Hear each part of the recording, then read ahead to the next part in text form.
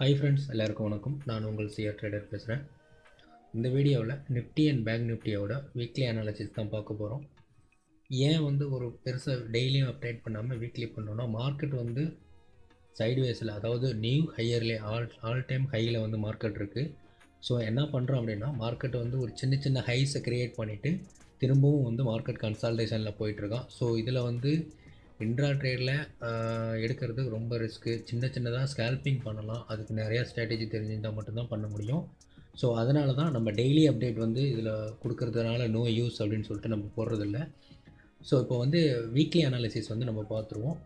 First bank Nifty 50 பார்த்துருவோம். Nifty 50ல் okay, first Nifty 50ல் இதுதான் நம்ம கீழே ஒரு ட்ரெண்ட் லைனு, மேலே ஒரு ட்ரெண்ட் லைன் போட்டிருக்கோம். 2 ட்ரெண்ட் லைன் போட்டிருக்கோம்.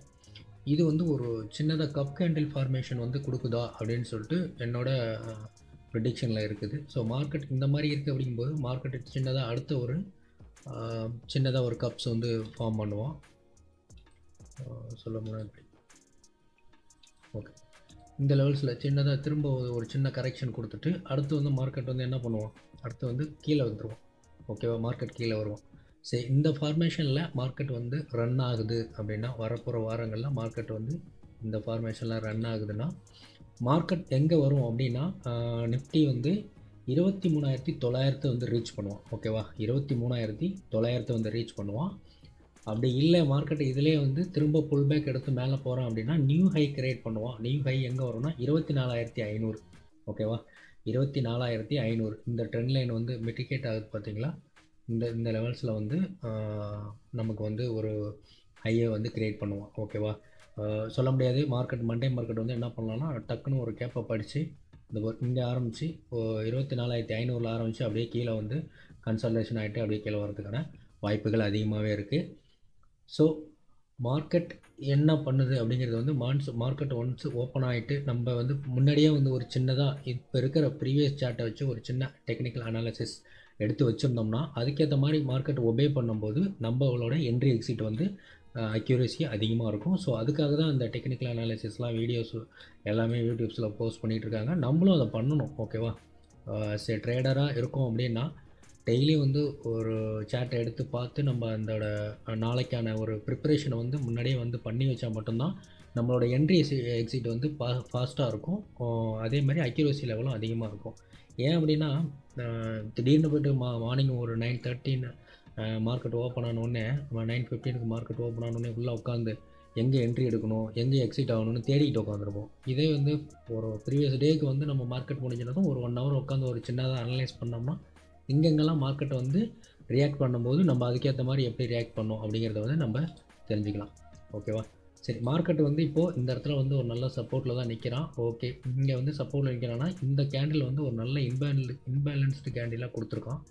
இருக்கட்டும். ஆனால் ப்ரீவியஸாக ஆர்டர்ஸ் எல்லாமே இங்கேருந்து ஆர்டர்ஸ் எல்லாத்தையும் ஃபில் பண்ணிட்டான். ஓகேவா, ஆர்டர்ஸ் எல்லாத்தையும் க்ளோஸ் பண்ணிட்டான்.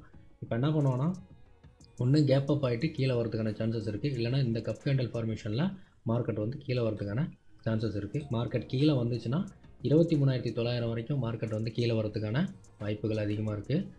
அதே போல் மார்க்கெட் மேலே போச்சுன்னா 24,500, அதுக்கு மேலே போச்சுன்னா 24,690 இந்த லெவல்ஸில் தான் போகும். ஓகேவா, மார்க்கெட் ரொம்ப பீக்கில் போகுது அப்படின்னா, இதே மாதிரியே பீக்கில் போயிட்டுருக்குன்னா இந்த வரப்போகிற வாரத்தில் 24,600 தொடுவோம். அப்படி இல்லை அப்படின்னா மார்க்கெட் இப்போ இருக்கிறதுல ஒரு சாலிடாக ஒரு 300 பாயிண்ட்ஸு நினைக்கிறேன். கால்குலேட் போட்டு வச்சுருந்தேன், பார்த்தா தெரிஞ்சிடும். ஒரு 400 பாயிண்ட் மார்க்கெட் கீழே டவுன் ஆகிறதுக்கான வாய்ப்புகள் அதிகமாக இருக்குது. அதாவது இந்த வாரத்துக்கான ஒரு கரெக்ஷன் கொடுத்து ஒரு நியூ ஹைஸ் கிரியேட் பண்ணிட்டு போனால இங்கே இருக்கிற பை ஆர்டர்ஸ் இப்போ சொல்கிறோம் பாருங்கள். ஓகே, இங்கே இருக்கிற பை ஆர்டர்ஸோட ஸ்டாப் லாஸ்லாம் இன்னும் இருக்குது. ஓகேவா, இந்த ஸ்டாப் லாஸ்லாம் இருக்குது. மார்க்கெட் என்ன பண்ணுவான், அந்த ஃபார்மேஷனில் கொஞ்சம் கீழே இங்கே வர்றதுக்காக சான்ஸ் இருக்குது. 23,900 மார்க்கெட்டை ரீச் பண்ணுறதுக்கான வாய்ப்பு அதிகமாக இருக்குது. ஓகேவா, அடுத்து நம்ம பேங்க் நிஃப்டி பார்த்துருவோம். பேங்க் நிஃப்டியில் சேம் அதே தான். இது ஒரு சின்னதாக ஒரு எப்படி சொல்கிறது, ஒரு ஹெட் அண்ட் ஷோல்டர் ஃபார்மேஷனில் இருக்குது பேங்க் நிஃப்டி. பார்த்தா தெரியும். இது ஒரு ஷோல்டரு, ஹெட்டு, ஷோல்டர். ஓகேவா?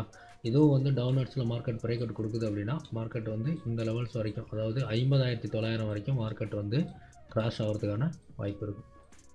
50,900 வரைக்கும் வர்றதுக்கான வாய்ப்பு இருக்குது. ஏன் சொல்கிறேன்னா, இந்த வருங்க, இந்த ரெண்டு இடத்துலையும் ஒரு ஸ்ட்ராங்கான பையர்ஸோட ஸ்டாப் லாஸ் இருக்குது. ஓகேவா? இந்த இடத்துல ரெண்டு வந்து ஸ்ட்ராங்கான பையர்ஸோட ஸ்டாப் லாஸ் இருக்குது. ஸோ இங்கேயும் இருக்குது, திரும்ப எடுத்திருக்காங்க. மார்க்கெட் இதிலேருந்து புல் பேக் ஆகுது அப்படின்னா மார்க்கெட் வந்து ஒரு நியூ ஹையை க்ரியேட் பண்ணிவிட்டு அப்படியே கன்சல்டேஷன் ஆகும். ஓகேவா? மார்க்கெட் வந்து 53,680 மேக்ஸிமம் போச்சுன்னா 54,000 அவ்வளோதான் போகும். ஓகேவா? அதுக்கு மேலே போகிறதுக்கான வாய்ப்பு இல்லை. அதுலேயும் இந்த சப்போர்ட் அண்ட் ரெசிஸ்டன்ஸ் லெவல்ஸ்லாம் போட்டிருக்கேன். ஸோ இதெல்லாம் வந்து நம்ம ஃப்ரீ டெலகிராம் குரூப்பில் வந்து நான் ஷேர் பண்ணுறேன். டிஸ்கிரிப்ஷனில் வந்து டெலகிராம் குரூப்போட லிங்க் இருக்குது, தேவைப்படுறவங்க ஜாயின் பண்ணிக்கோங்க.